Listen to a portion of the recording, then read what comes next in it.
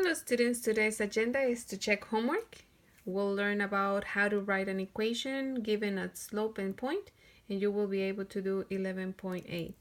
So today students will be able to derive an equation for a formula given a point and a slope. So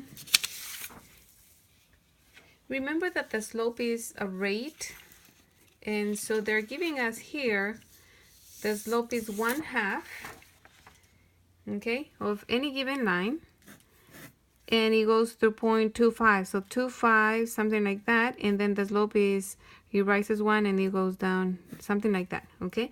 So now they want us to write the equation for that line. Okay, so first of all, I'm gonna give you where that we know the point slope equation. Point slope equation.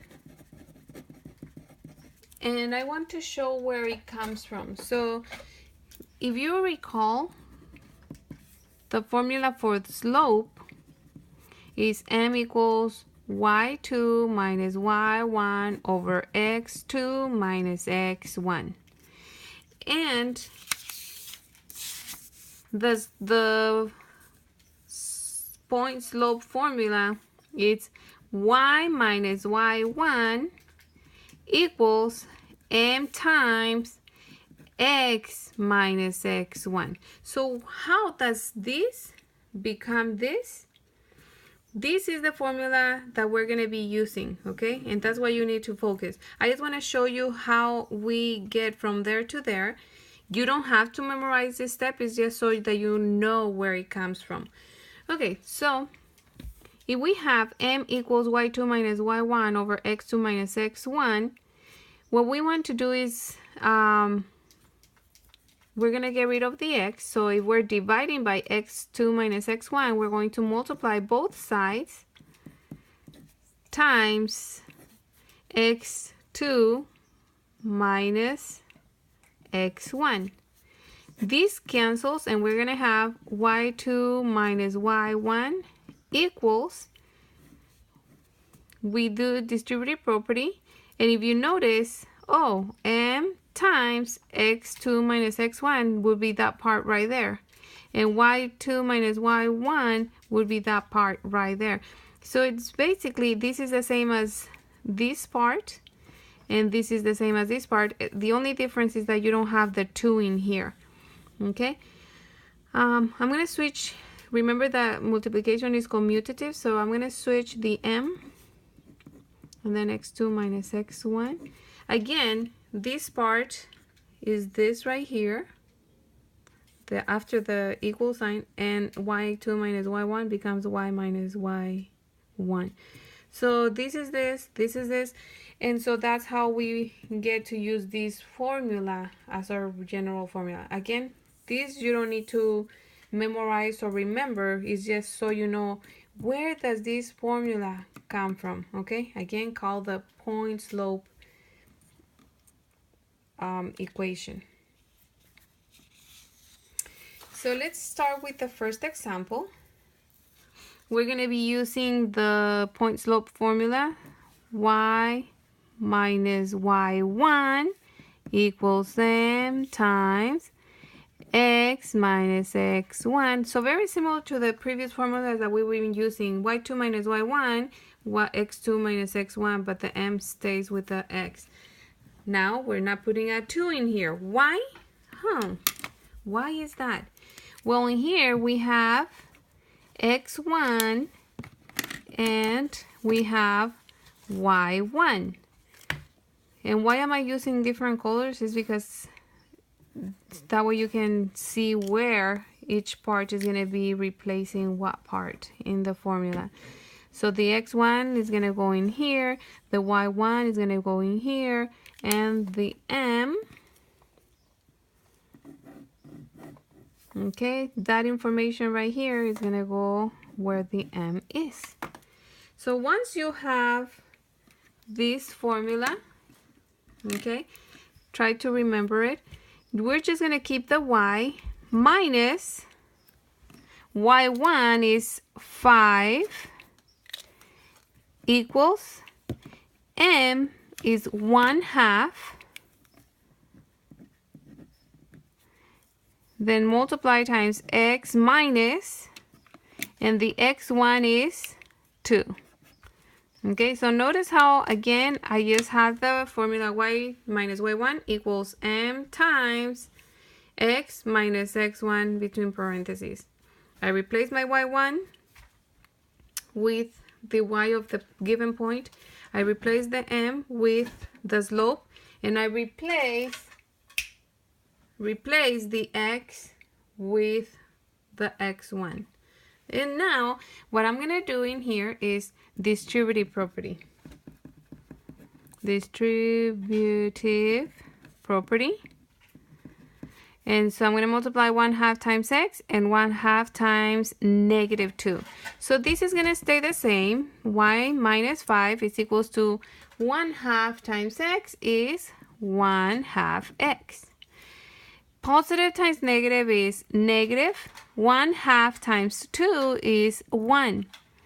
Now I'm going to show you that because some people don't understand how this became a 1. You can just say this is 1/2 of 2. What is 1/2 of 2? Well, half of 2 is 1. The other way that you might have learned it is to multiply the 1/2 times -2 is equals to, we put it over 1 and then multiply straight. So we say positive times negative is negative. 1 times 2 is 2. 2 times 1 is 2. And we just bring the negative, and then 2 divided by 2 is 1. So you can notice that you get the same answer. This is just doing the fraction process. So it's up to you if you want to do it that way or just think of it as half of -2 is -1. Okay, so let's continue here. We're going to leave y by itself. So what we're going to do is, if we're subtracting 5, the opposite is to add 5 to both sides. Now the y is by itself before the equal sign. And we just bring down the 1/2 x. We have -1 plus 5. That gives me +4. And that's all you have to do.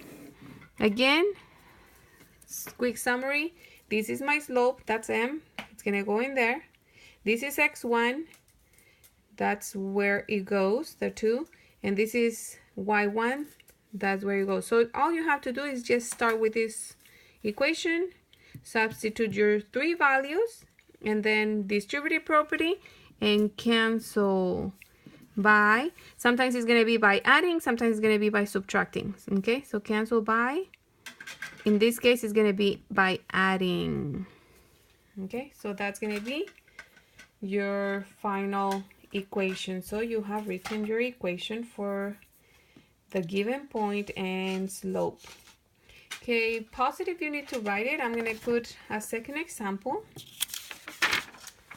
And this is your given point and slope.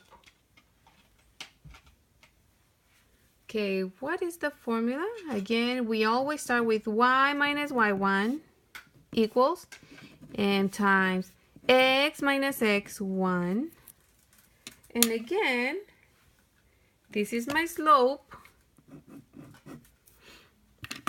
This is my, let's see, I use orange for x. This is my x1. And this is my y1. Okay, so this part right here, y1. Some people like to see it. Make sure you write it if you are you need to see that. And then, well, that's m, so you replace it here. Okay.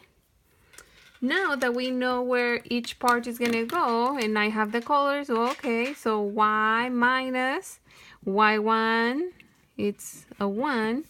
M is the pink, so -1 times x minus.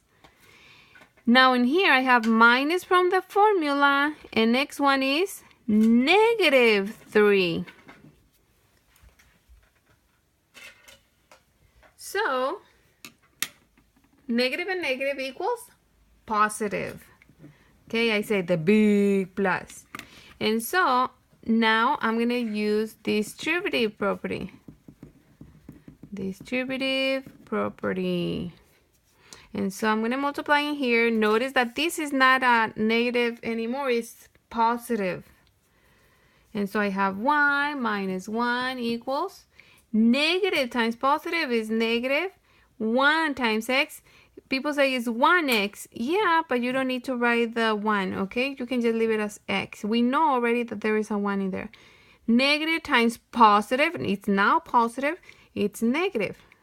Okay, remember that this is now positive. So negative times positive, negative.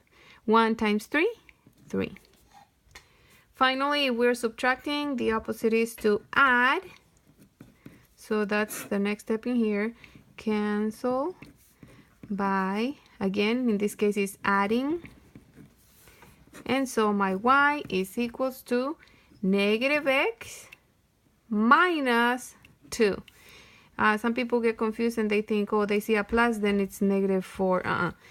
Remember that when we're adding a positive and a negative, we subtract and leave the sign of the biggest one.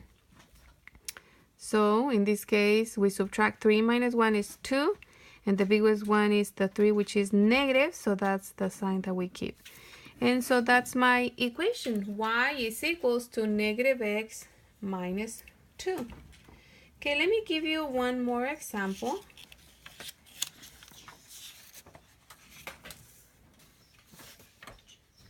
And so, in here, the slope is negative 4/3.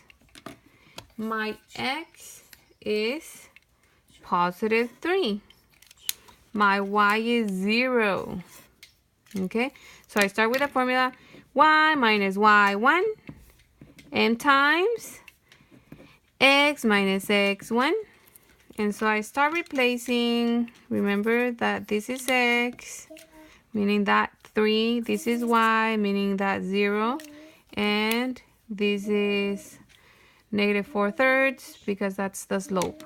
So I'm going to have y minus, the y is 0, is equal to negative 4/3 times x minus 3.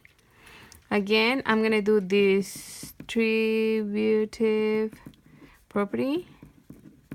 And so I multiply that negative 4/3 times each term. And so y minus 0 is just going to be y. So you can just write y now. And then negative 4/3 times x is negative 4/3 x. Oh, negative times negative is positive. And then I can share with the class that whenever we have a denominator here, and we're multiplying by a number that is a multiple of that denominator, all you can do is just multiply this times the numerator and divide by 3, and that'll be your answer. But I'm going to do it on the side so that you can see that it's the same answer. So again, if this number, the whole number, is a multiple of the denominator, you just do this. Multiply times the numerator, divide by the denominator. So let's do it. Negative times negative is positive again. 3 times 4 equals 12. 12 divided by 3 equals 4. So that's all. That's my answer right there. Now, I'm going to show you using like the steps or process for multiplying fractions with whole numbers so that you can see that you will get that 4. But this is going to be the answer if you understood that part. And multiples of 3 means that if this is a 3, 6, 9. So basically the numbers, the answers of the tables of 3. Okay? 3, 6, 9, 12, 15, etc., etc. You can just multiply by the numerator and divide by the denominator. Okay? But let me show you why it works. If we have negative 4/3 times negative 3, if we put it over 1, all you have to do is multiply straight, which is what we did, right? 3 times 4, 3 times 4. is 12. And we divided the answer by 3. And where did that come from? 3 times 1 equals 3. And the negative divided by negative just became positive. Okay? So, and 12 divided by 3 is equals to 4. So that's why it worked, because basically in here, you're not affecting the denominator. All you're doing is multiplying. So you can do it with the shortcut, just times the numerator, divide by the denominator, or you can on the side do the whole process. It's up to you. Okay, so in here we didn't have to cancel because what we were subtracting is 0 and it is up here. So now you're able to do lesson 11.8, and so have fun.